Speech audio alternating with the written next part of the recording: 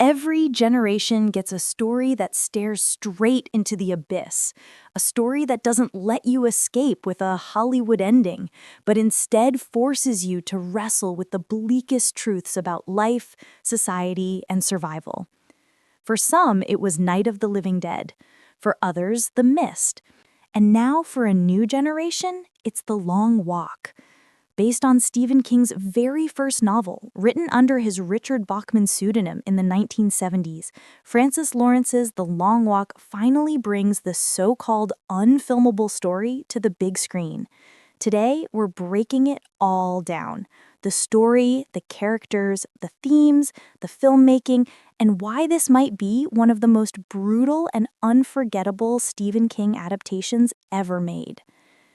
Before King was the master of horror, he was experimenting. In the late 70s, under the name Richard Bachman, he wrote dystopian fiction, stark, unrelenting stories about authoritarianism, spectacle, and survival. These weren't supernatural. No haunted hotels, no killer clowns, just ordinary people crushed under extraordinary, oppressive systems. The Long Walk was the first full novel King ever finished. And even back then, it felt like a warning. What happens when a society, desperate to distract itself, sacrifices its children in the name of unity and entertainment? For decades, Hollywood considered this story unfilmable, too simple, too dark, nothing but walking. And yet, after years of rumors, false starts, and scripts stuck in development hell, Francis Lawrence, the director who turned The Hunger Games into a global phenomenon, finally took the challenge. The rules of The Long Walk are deceptively simple. 50 teenage boys, one from each state, are chosen by lottery. They must walk at a minimum pace of 3 miles per hour. Drop below that speed, you get a warning. 3 warnings, and you're executed on the spot by armed soldiers. The last boy standing wins unimaginable riches, and even a wish granted by the government. That's it. No breaks, no stopping, no sleep, no bathroom, just an endless road, day after day, until only one survives.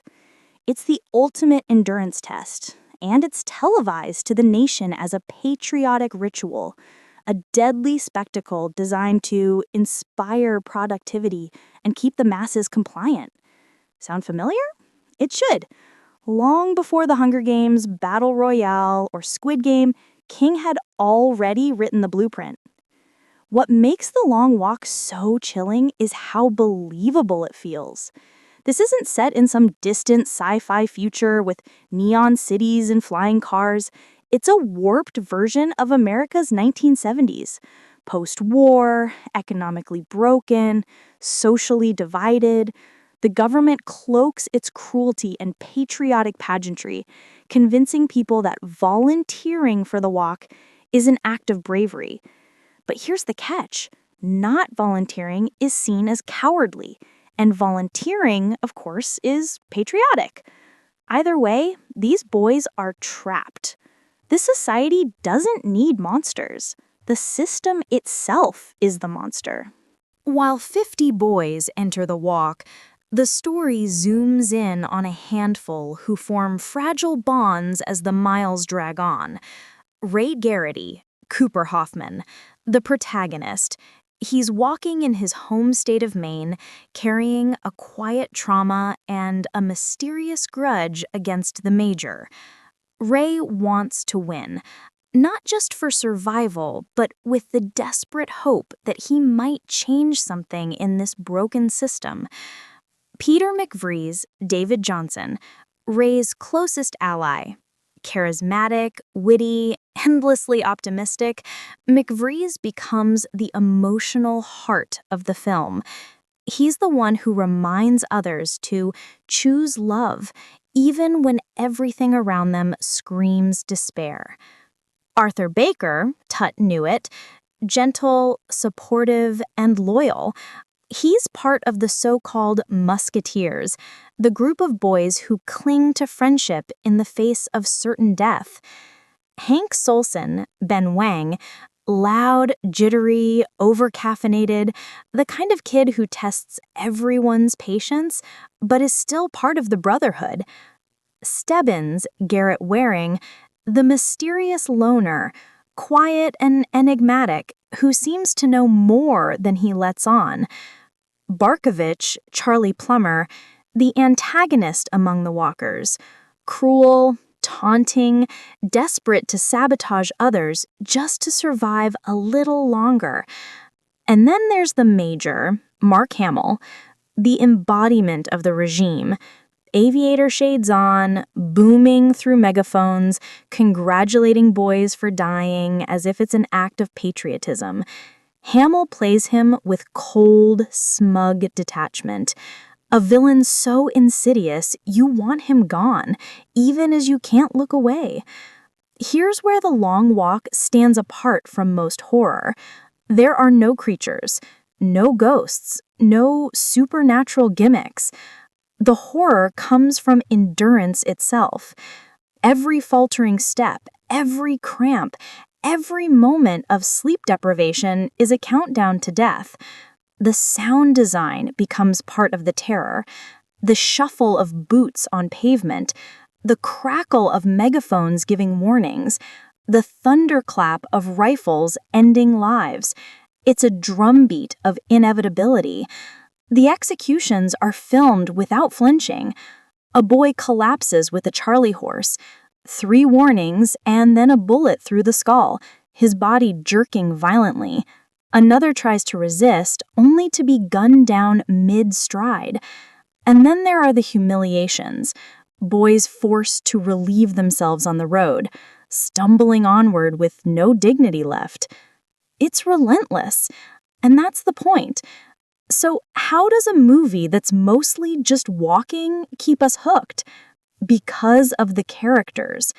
Stephen King's greatest strength has always been humanity. And in The Long Walk, that humanity shines in the moments of connection. Ray and McVries' friendship becomes the film's beating heart. Their conversations about family, about dreams, about what they do if they win, remind us that these aren't just contestants. They're kids forced into an impossible nightmare. That's why every death hurts. Even when the story makes it clear there can only be one survivor, we don't want to lose any of them. And that tension is devastating. At its core, The Long Walk isn't about winning. It's about sacrifice, control, and exploitation. When King wrote the novel in the Vietnam era, it was a direct allegory for the draft. Young men were sent to die in foreign wars while the public watched on television, and the state sold it as honor, as duty, as patriotism. Today, those themes feel just as relevant. The way societies exploit their youth, glorify sacrifice, and disguise cruelty as noble hasn't gone away.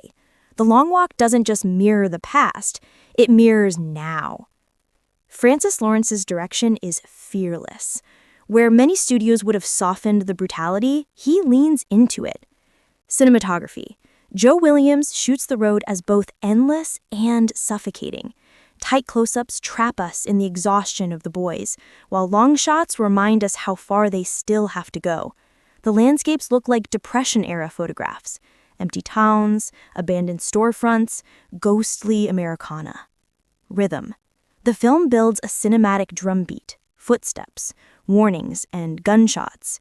That rhythm becomes the language of the movie, a constant reminder that death is always just a step away. Performances. The cast is stellar across the board, but 3 standouts demand attention. Cooper Hoffman as Ray Garraty, anchoring the story with quiet strength. Mark Hamill, turning the Major into a monstrous symbol of fascist patriotism.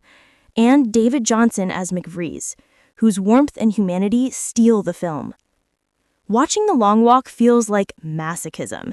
You know how it ends. You know there can only be one survivor. And yet you cling to hope, just like the walkers themselves. It's the same kind of gut punch as Kubrick's Paths of Glory, where you're convinced at the last second someone will intervene, someone will stop the madness. but no one does. That's the brilliance of the story. It's not here to comfort you. It's here to confront you. The Long Walk isn't fun. It's not escapism. It's not a feel-good dystopia like some of its successors. It's bleak, punishing, and merciless. But it's also unforgettable. Francis Lawrence has crafted a film that stays brutally faithful to King's vision, a story about endurance, exploitation, and the cruelty of systems that devour their own children. It may not be for everyone, but for those who can stomach it, The Long Walk isn't just one of the best Stephen King adaptations in years. It's a reminder of why stories like this matter, because sometimes art has to hurt. So, what did you think of The Long Walk? Did its bleakness land with you, or did it feel like too much of a slog? Drop your thoughts in the comments. And if you enjoyed this deep dive, don't forget to like, subscribe, and hit the bell. We've got more King adaptations, horror breakdowns, and movie dissections coming soon. Because sometimes the scariest monsters aren't supernatural. They're us.